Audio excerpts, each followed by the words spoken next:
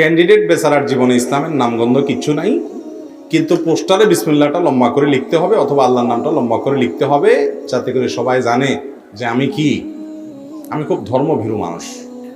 Vote যখন চাইতে আসবো তখন লম্বা করে একটা টুপি মাথায় দিয়া ফেরেশতার মতো ভালো মানুষ সেজে, ইনোসেন্ট বয় সেজে আসবো।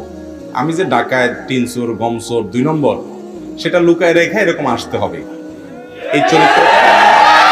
এই চরিত্রটা আমাদের মধ্যে আছে। যেই জোরে ঠিক বলছেন তাতে মনে হয় যে হুজুর দিছে প্রার্থীদের কেসকে বাঁশ এবার নিজেও কিছু খান। এইরকম ভণ্ডামি, অর্থাৎ মানুষের সামনে ফেরেশতা সাজা, আসলে দুনিয়ার 2 নম্বরই। এগুলো আমাদের সবার মধ্যে কম বেশ আছে না নেই?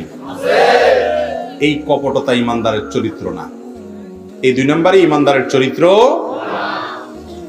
আপনি মানুষের সামনে খুব ভালো সাজলেন, আমি খুব ভালো সাজলাম, লম্বা লম্বা ওয়াজ করলাম, যে ওয়াজ আমি আপনারাই করলাম ওইটার উপর নিজে আমল করলাম না, আল্লাহ মাফ করো, এটা কখনো ইমানদারের চরিত্র হতে।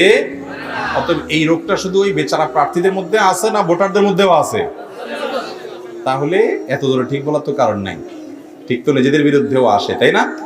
আল্লাহ তাআলা আমাদের সবাইকে খাঁটি মুসলমান হওয়ার তৌফিক দান করুন। আমাদের কথা এবং কাজে যেন মিল থাকে, আমরা যেন 2 নম্বরে না করি, বাটপারি না করি, চিটারি না করি, প্রতারণা না করি, খাঁটি মানুষ হই যার ভেতর এবং বাহির এক, 2টা পরিচয় না থাকে।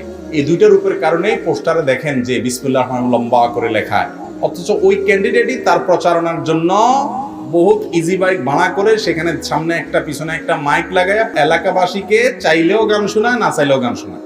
দেখুন, পোস্টারে বিসমিল্লাহির রহমানির রহিম লেখা, এই বিষয়টা ওই সময় অনুচিত। যখন এটা লেখার ফলে আমি জানি যে এই পোস্টারটা একসময় ছিঁড়ে ফেলা হবে, নিচে পড়বে, ড্রেনে পড়বে, ময়লায় পড়বে, অসম্মান হবে। কারণ বিসমিল্লাহির রহমানির রহিম এটা আল্লাহ কোরআনে কারীমের আয়াত, ইন্নাহু মিন সুলাইমান ওয়া ইন্নাহু বিসমিল্লাহির রহমানির রহিম। সূরা নামলের আয়াত এটা, বিসমিল্লাহির রহমানির রহিম। আপনি পোস্টারে লাগাইলেন রাজনৈতিক উদ্দেশ্য হাসিলের জন্য অথবা অন্য কোনো উদ্দেশ্যে, কিংবা আপনি ভালো উদ্দেশ্যেও যদি উল্লেখ করেন, এরপরে আপনি জানেন এটা যেন তেন ভাবে ছিঁড়ে ফেলা হবে, পায়ের নিচে পড়বে, ড্রেনে পড়বে, ময়লা আবর্জনার সাথে মিশবে এবং যেন তেন ভাবে এটার অপব্যবহার হবে, অসম্মান হবে, তাহলে আপনি এই জায়গায় আল্লাহর নামটা এভাবে লেখাটা উচিত না।